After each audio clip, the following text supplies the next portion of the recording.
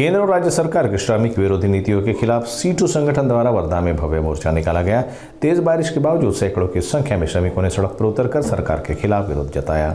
यह मोर्चा देशव्यापी हड़ताल का हिस्सा था, जिसमें 44 पुराने श्रम कानूनों को बहाल करने और 4 नई श्रम संहिताएं रद्द करने की मांग की गई।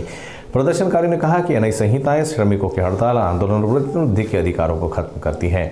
सेटू नेताओं ने इसे संविधान और डॉक्टर बाबा साहब आम्बेडकर की भावना के खिलाफ बताया। मोर्चा स्थानीय जिलाधिकारी कार्यालय तक पहुंचा, जहां ज्ञापन सौंपा गया। मुख्य मांगों में निजीकरण पर रोक, सार्वजनिक क्षेत्र की मजबूती और न्यूनतम वेतन और सामाजिक सुरक्षा की गारंटी शामिल रही। आज या ठिकाणी CITU या कामगार संघटनेच्या वतीनं 9 जुलै 2025 हा देशव्यापी संप केंद्र आणि राज्य सरकारच्या कामगार विरोधी धोरणाच्या निषेधार्थ आम्ही या ठिकाणी काढलेला आहे।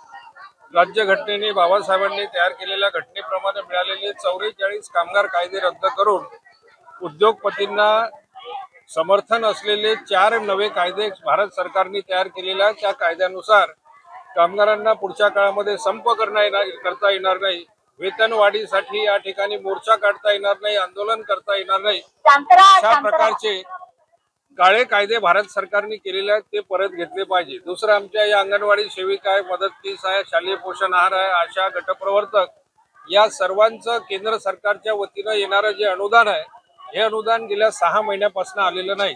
त्यामुळे त्यांचे 6 महिन्यापासूनचं वेतन या ठिकाणी रखडलेलं आहे आणि अशा प्रकारे किमान वेतन 26,000 रुपये दिलं पाहिजे असा भारत सरकारनंच भारताच्या संसदेमध्ये कायदा केला। परंतु इथं उपस्थित असलेल्या कुणाही महिला पुरुष कामगारांना या राज्यामध्ये 26,000 रुपये किमान वेतनाप्रमाणे वेतन या ठिकाणी मिळत नाही। तो नियम लागू केला पाहिजे, अशा प्रकारची आमची मागणी आजच्या या मोर्चाच्या निमित्तानं या मोर्चामध्ये केंद्र सरकारचे कर्मचारी, राज्य सरकारचे कर्मचारी, हे सर्व बँका आहेत, या सर्वांचे LIC आहेत, त्यांचे कर्मचारी सहभागी झालेले आहेत। येणाऱ्या काळामध्ये